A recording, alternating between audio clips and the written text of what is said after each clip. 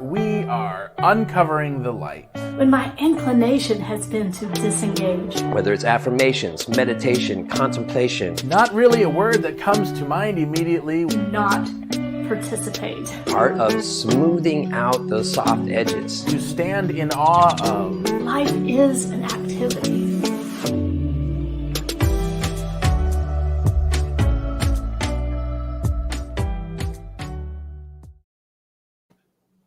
Hey there. Welcome to the weekly episode of Truth Be Told. We are the Soul Evolution Collaborative, and this is our weekly sandbox where we get to kind of come together and play and provide some inspiration and hopefully offer you something that uplifts you and gives you maybe a little bit of education, and where we just dive into some fun spiritual philosophy, teachings, practices, and all that good stuff. So this month we are following the theme Uncovering the Light, because December, this time of year, light becomes such a spiritual paradigm within religions all over the world and philosophies all over the world. And so we thought we would take this opportunity to dive into, why is it that we celebrate the light? Why is the light important? And what does it actually mean? What is the light? What is the light? And why do we celebrate it? So we're talking about that all month long, and we are, of course, having a lot of fun with that. Hopefully you have been taking part in celebrating 31 expressions of light, which is a very quick daily live stream every evening, and then some fun activities for the following day to participate in. We're doing that all month long. So you can certainly check that out on our website. There's info there for you if you haven't seen that already. And we are then taking pieces of that and pulling it into this series, Truth Be Told, the theme Uncovering the Light, taking a couple of those words and just diving in even more deeply into some of those expressions of light, why we celebrate them, what do they really mean. And so this week we have taken 3 more expressions of light, 3 more daily words to dive into in that way, 3 words that have kind of stuck out for us and have maybe changed some things for us in our life. So we want to offer those to you, and we will certainly do that. So without any further ado, here is our episode of Truth Be Told.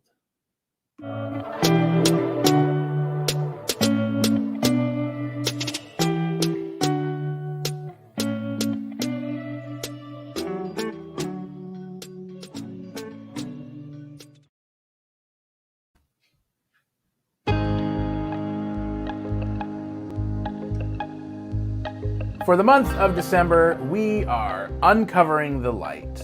And in conjunction with our Celebrating 31 Expressions of Light event for the month, we are talking all about the light. Why do we celebrate it? What does it mean? How does it show up? And everything in between. So each week we are bringing you 3 expressions of light, 3 words that really stuck out to us from the past week, and just diving in more deeply into those 3 words. And so in this segment, I thought we would talk about the word reverence. Not really a word that comes to mind immediately when I think science of mind. It's not even one I don't think it's even talked about much within this philosophy, the philosophy that we talk about and teach and speak of each week in this series. And yet there was such a profound impact the other night when presenting this word. I thought, for sure, we can go a little bit more deeply into this word and what does it mean for us, and how is it really an expression of light? Reverence, to stand in awe of.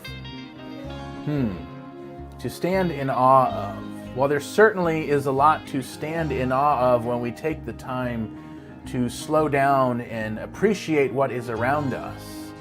There certainly is a lot to stand in awe of. In fact, all of creation, I think, is something worthy of standing in awe of, to be in a place of awe and appreciation and wonder and curiosity for the creative process itself and all of the ways that it shows up. So reverence as an expression of light, the act of being reverent is really reflecting back on creation. the act of creating itself, right? Being part of creation, looking at creation, appreciating creation.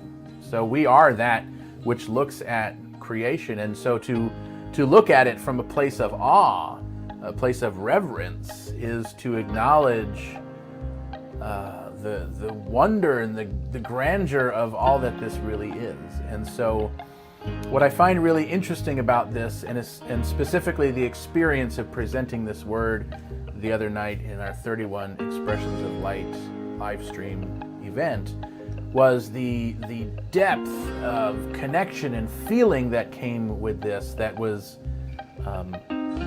completely unexpected, to be honest. It was just this tethering, this grounding to the all that there is. And what I find interesting about that is, so often I think the science of mind as a text, or even the man who wrote it and many other books that we talk about in this philosophy, Ernest Holmes, is very often accused of being very intellectual and not heart-centered. I didn't know him personally, so I don't know this for sure, but I have a feeling that that's not entirely true. That there is actually a third center of space to view the world from, and that is a gut-centered perspective, a way of feeling, rather than thinking or attaching an emotion to. There is actually the feeling center of our being. Anyone can access any one of these ways of viewing the world, and we all have a preference and we all have a tendency to lean towards one more than the other. But I want to hopefully attempt to impress upon you this idea that we can very easily intellectualize this idea of reverence and just, if we go down to the fundamental level of life itself, we can see how everything is the same. Everything is made up of all the same, and we can get into this very scientific place. And it does sound very intellectual. But if you go there for a moment and maybe even close your eyes and imagine what it would be like, what it would feel like, not what emotion would we attach to this, maybe from a heart-centered place, and not how we think about this, maybe from our intellectualizing our mind center, but if we go to that gut center of what does it actually feel like to know that all of life is made up of exactly the same thing, and to hold in reverence that empty space that we know about at that fundamental level of being, and realize that that which appears to be empty space is that thing that we could never actually name, that is actually everywhere. And what does it feel like to recognize that, to be part of that, to really live as that space? And so to hold life in reverence, to stand in awe of the fact that we actually are that space. We are the thing that makes up that space. Everything that we see and know and recognize and create and experience is all that thing that appears to be empty space, and yet it really is that thing that we don't have a word for. It is the all that there is. So to stand in awe, to hold in reverence that all that there is, the thing we don't have a real one word for. We don't really have any one word for. But to stand in awe of that, to recognize that, to acknowledge that intellectually, to recognize how we feel about that emotionally, because there is, I would hope, joy or some joy adjacent feeling around that. And then there is also this gut-centered way of being and feeling that can tether us down into this very grounded existence, grounded in a way of being, grounded in the environment that we're in, very connected. to the light, to the allness, to the all that there is.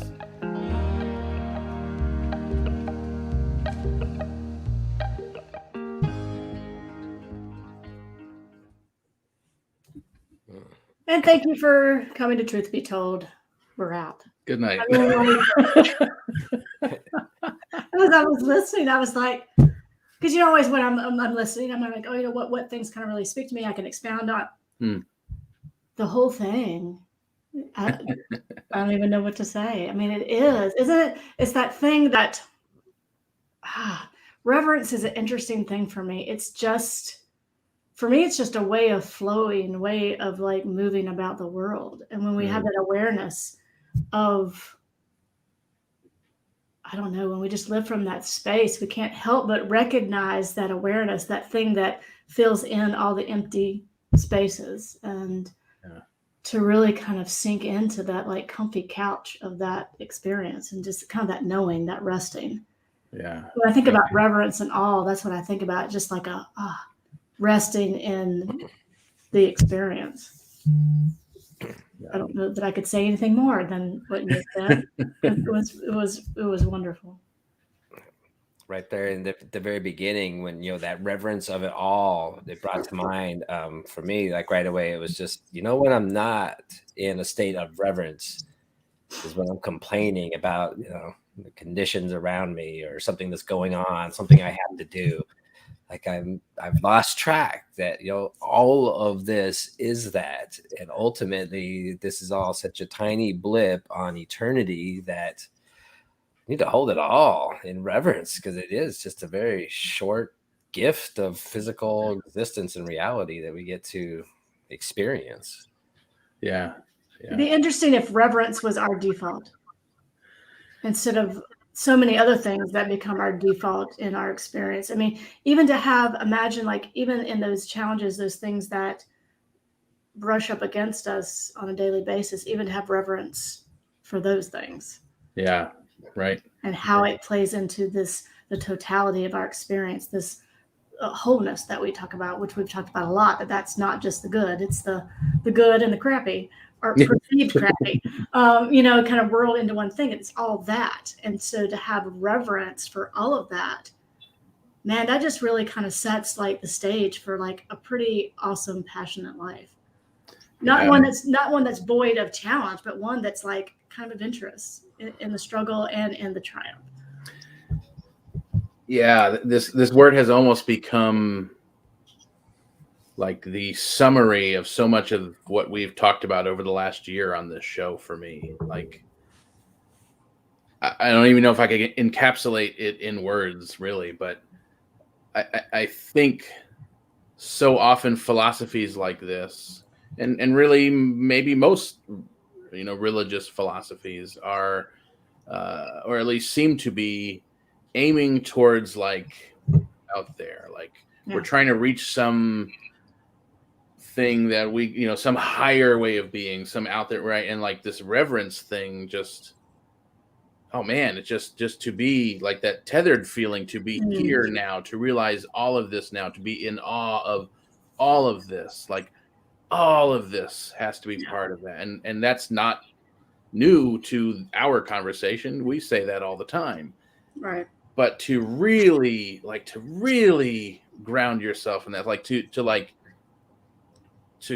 I don't even know. I don't know what the words are, but to attempt to even grasp onto, like, instead of trying to move past all of this or fix or change or whatever, to really just be here now in that. I mean, these words, again, we're just repeating things that we've said over and over and over again. Just like in the context of that, like, whoa, kind of thing. It feels like a whole other. It's like a whole other level that hopefully something we said here tonight conveyed a little piece of that. Just a hair. Just a hair. No, like a kind of a surface level. It's easy to draw, like to be intentional about reverence if you want to like go outside and look at the night sky, on a clear night and see the stars. And like most of the time, we kind of look at them like, oh, it looks cool, and keep moving on. Yeah. But you can like, oh no, I want to be reverent. I want to, take in the awe that is that night sky. Yeah. And then like that's fairly easy to do when we set that intention, but it's harder to do in those moments that that are the challenging moments. Yeah. For me, it just brings me back to that feeling of like, camping or hiking or backpacking, where you're in the woods. There's no cars, you don't hear planes, you're just like, you're there. Oh, like, yeah. So not only can I look up at the night sky and see the stars, but like, oh, are we the night sky? That's You're we're in it. the same stuff. Same thing. You're in the woods, like, oh wow, like, yeah, we're not. At what point did we become separate from this? Mm-hmm. Yeah. So, yeah, reverence, whatever that means to you.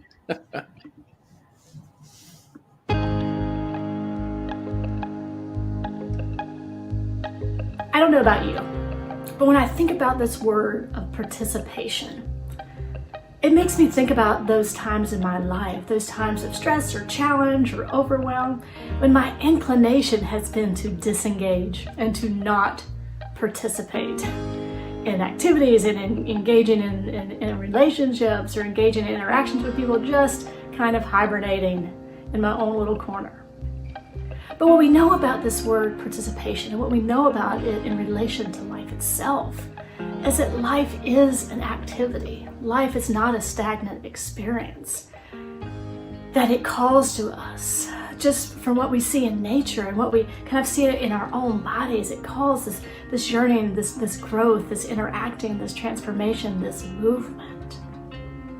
And so often in times of stress and challenge, our default way of being, our default reaction may be to retreat, to gather our stuff and head for the hills. But I'd like to offer another way of looking at it, that challenges and the things that we encounter in our lives are really, even though our inclination is to run, our inclination is to disengage, really these times, our times of challenge, our times of triumph, our times of ease, our times of dis-ease, are all calling to the same thing, all pointing in the same direction. And it is this involvement in the activity of life. It is this participation. It is this knowing that when I choose to show up in a way to life that feels congruent with who I am, when I choose to actively engage, whether it's in relationships or interactions with others, whether it's even actively engaging in my own self-care, my own spiritual practice, my own relationship with this universal power and presence, that no matter what it looks like, that each and every event and experience of our life is a call for participation. It is either pointing us in a direction or opportunity for growth. It's either uncovering those old belief systems, those old ways of thinking and doing and interacting. And it's calling us to look closer into those areas. And through participating in, and we've talked about this, in the shadow parts, those things that we'd rather keep hidden, in our participation in just looking at those things, in our participation in uncovering those things, dragging those things out of our closet, that we are actually allowing ourselves, preparing ourselves, lightening our load for this passionate engagement in life. And I know life is not always easy, but if we look at life as an experience, an opportunity each and every day to engage in whatever's going on that day, then we begin to reap the benefits of this participation. We begin to uncover those things that are pointing us to the light, that are pointing us in the direction of our truth. And by addressing those things, we free ourselves up for this radical, passionate experience of life. And so participation, even though sometimes it may be a hard thing to do, But when we see that it is the natural flow, it's our natural state of being, it's our natural call and urge of life, then we can look at the experiences of life in a whole new way. An opportunity for growth, an opportunity for transformation, and ultimately the opportunity of participation.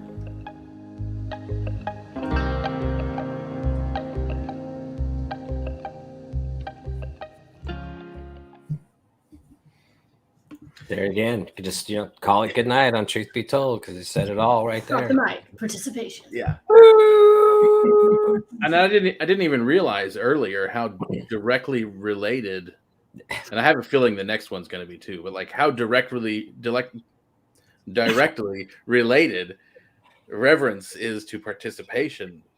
That's I don't even know I ever would have gone where you did with participation. That was just like, oh yeah, wow, it's so cool to hear someone else speak on, right?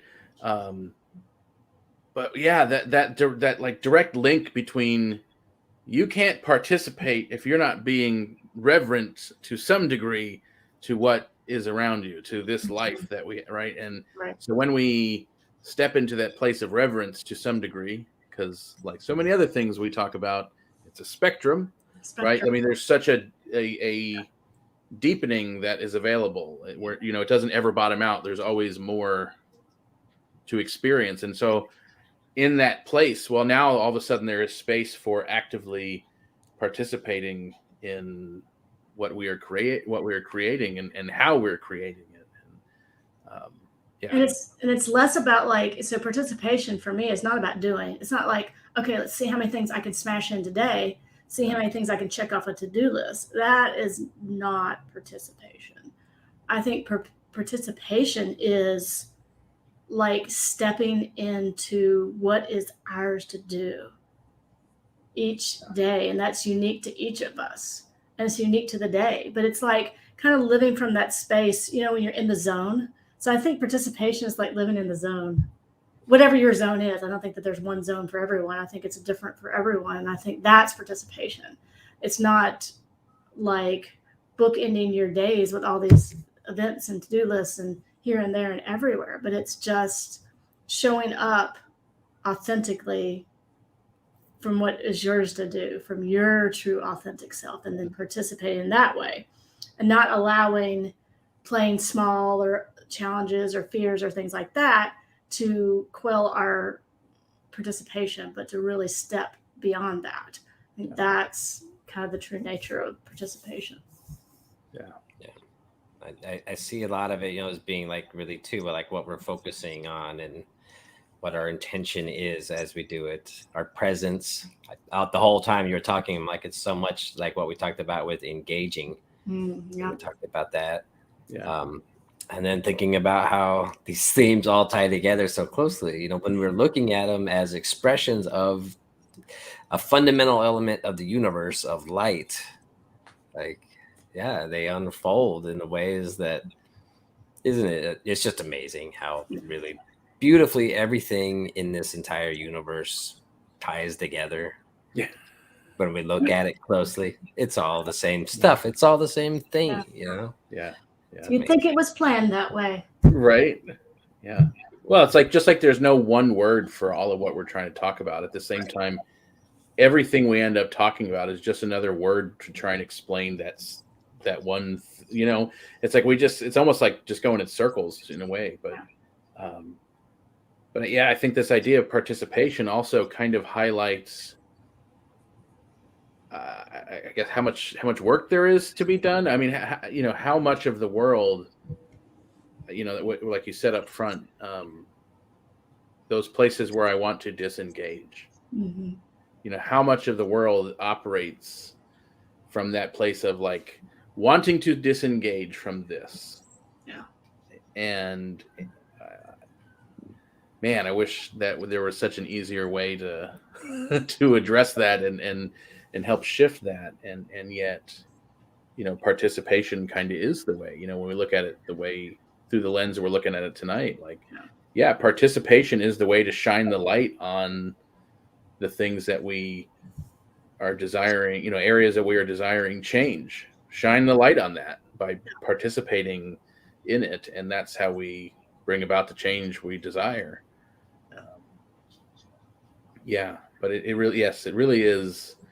It's just another word to describe the same thing we describe every other week. And it seems to never be enough, right?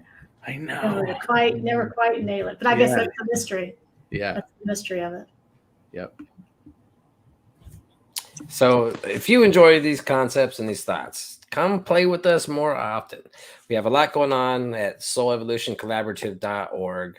Of course, we have our Tuesday night Truth Be Told. You know that because you're watching this.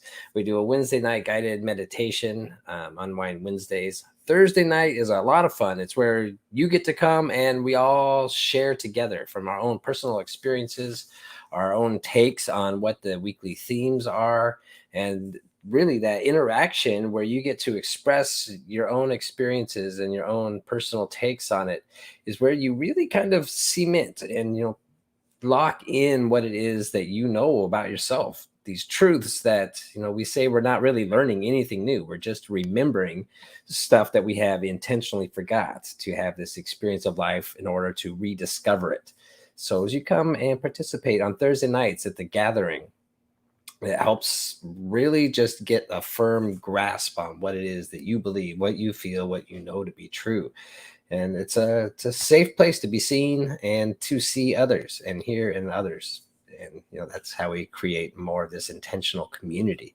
So there is more ways to get involved. Our 31 Expressions of the Light celebration that we're doing all month long, we have guest participants on some of the nights. So tune in live every night at 8:30, either on YouTube or Facebook, and see what our thing is, see what our activity is for the day, for that next, period from sunset to sunset. And if you would like to come contribute, be a guest participant, go sign up at soulevolutioncollaborative.org. There is a link where you can sign up and join in for one of the nights, maybe a couple of nights.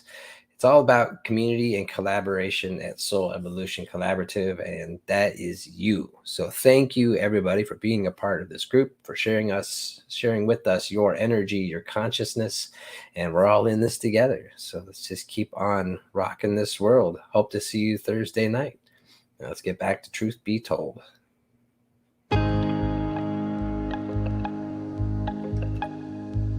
As you're probably aware, we are celebrating 31 different expressions of the light for this month of December. And each week for this Truth Be Told video, the three of us are each picking our own expression that we would like to look at a little more deeply. The one I chose this week is the idea of daily. So to illustrate the power of daily when it comes to a spiritual practice, I'm going to use the example of river rock. The river rocks, very hard, sharp, jagged when they begin. When they roll down the hill and end up in that river, very sharp. As time goes on, however, that very soft substance that is water has power over the sharp edges of that rock. And the power, it doesn't happen all at once. That water doesn't hit it and immediately pull off a sharp edge. It is all about persistence. Day in, day out, that water coursing over the edge of that rock slowly erodes it down to the smooth rocks that we find all the time in the riverbeds. And it was all about that persistence of the energy of the water contacting it, slowly smoothing it out. The same thing happens in our minds. We have jagged edges. We have that frenetic energy that's right there at the surface level of our consciousness. And if we are constantly darting here to there, running around life and just kind of on automatic pilot, those edges are always spiking out. They're rubbing up against other people and we're creating friction in our lives. So the idea of going into a daily practice, whether it's affirmations, meditation, contemplation, spiritual mind treatment, all these different things, ideas, are part of smoothing out those soft edges. And it can happen pretty quickly. you can shift your awareness day in, day out, many times throughout the day. Anytime that you are called, especially during this month, I want you to really draw your attention to this idea of persistence and daily practice for the rest of this month, so that when we get to the new year in January, you've already got something cemented in there and ready to go, and then we can start bringing in other things. So starting just right now, shift one thing that you do. If you've already got a meditation practice, that's wonderful. How can we create more of those moments? What can you do differently that you're not already doing now? Any disruption that you bring to your consciousness, to your automatic pilot way of being, is bringing positive change to the world around you. If you look at humanity and the overall collective consciousness, it's all compiled. Everybody's thought process is all part of that. So when you shift your own consciousness, just by a conscious, taking a intentional conscious breath, and letting that kind of still in your mind, you have shifted your consciousness. And by definition, you have shifted the consciousness of all of humanity, because you are part of that. And the more often you do that, you show up differently in the world. You tune into different vibrations, to different energies, to different ways of being. You're not going to be quite as reactionary as you were if you hadn't begun taking those little pauses. The power of persistence, of daily practice, is the number one thing that you can do to change this world. Whether it's meditation, conscious breath, constantly reminding yourself day in, day out. It's a cumulative effect, and the more that you become aware of your own consciousness and how you pause to reflect and just simply to be, the more you are really creating that world that works for everyone.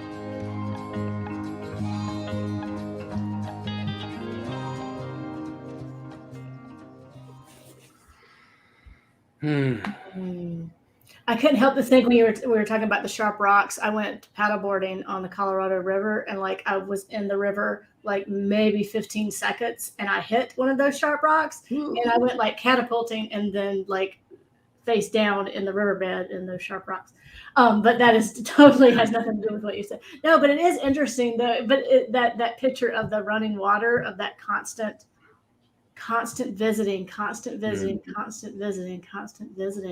and this kind of consistent flow, and not like a frantic, I got to do this, I got to check it off, I got to do this, but just this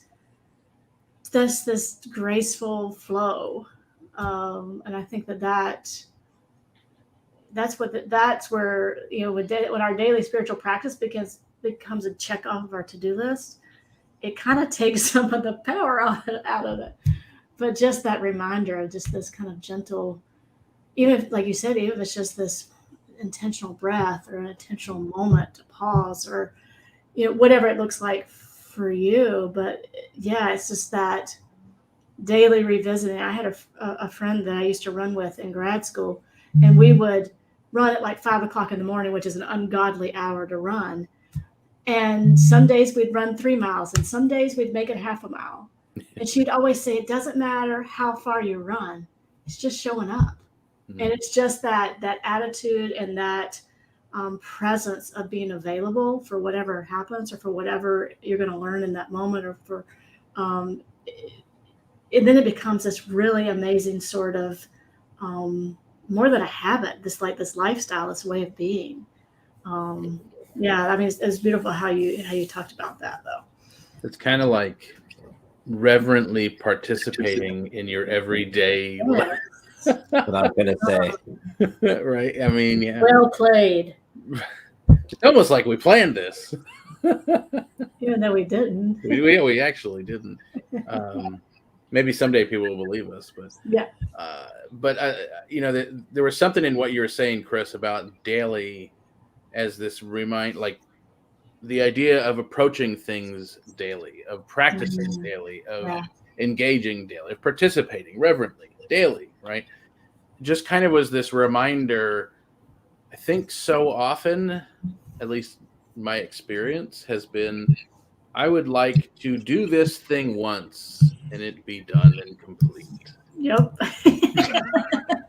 Yay, I'm spiritual, poof. Yeah, and it's not, right? I mean, it is, and also to come around on some of those things, to realize that it's not the, there's not like a goal. There really is, not only is it not the goal to reach a goal, but that there isn't really a goal, but just to work through, or to learn how to be with those things that I don't have control over, and to create the things that I would like in situations of, things that I do have control over. But this idea of daily, of just like, oh yeah, I can practice, right? We are practitioners. All of us are those who practice this philosophy, the science of mind. I can daily apply spiritual truths and spiritual practices and universal principles and that which I know. And it kind of has this like building momentum snowball effect, that even though there are things that we do every day, when we do them reverently, when we do them consciously, when we participate in the creation, when we are consciously participating in the creation of our experience, then we do get to have that, like, daily turns into a whole, it's not like, the daily grind. This becomes like the daily opportunity. Like it's a whole other thing. Yeah, it's good stuff. That intentional participation. Yeah, love it. Well, thanks for spending some time with us tonight. We appreciate it. As you can tell, we have a lot of fun, and truly we have like the best job in the world. And so if you would like to join us further in conversation about anything that we talked about tonight, or any of the things that we talked about any of the weeks, please feel free to join us on Thursday at the Gathering. And so you can sign up at soulevolutioncollaborative.org. You can sign up for the Gathering and you'll get a link. And it's just an amazing way to just gather together with other individuals who have the same questions as we do, and who enjoy getting a little bit deeper into some of these topics, and how we can share from our own personal experience and learn from one another. And so the Soul Evolution Collaborative is supported and made possible by people like you. And so if you would like to help financially support this ministry, you can find the donate button on soulevolutioncollaborative.org. All donations are tax deductible and greatly appreciated. Just another reminder, even though it's day 15 tomorrow, the 31 Expressions of the Light, if you want to get in on the program, go over to soulevolutioncollaborative.org. You can sign up for the event. It's on Facebook, it's on YouTube, but by signing up, you will get email reminders and also the daily activity details. Now, if you're interested, like Chris said before, if you're interested in maybe being one of the guest readers on the evenings that we're doing this, you can email us, and our email address is on our website. And you can email us and say, hey, I'm interested in playing with y'all. And we'll get in touch with you and let you know how you can sign up to be a guest reader for the 31 Expressions of Light. We're so just grateful for everyone's participation so far. And it's just been a really meaningful experience for us, this daily practice, this daily reverence participating practice that we've been engaging in December. So to stay up to date on everything that's going on at SEC, once again, soulevolutioncollaborative.org. You can sign up there for email, news, inspiration, blogs, links to our events. So we'll see some of you Thursday night at 7, and for the rest, we'll see you back here next week.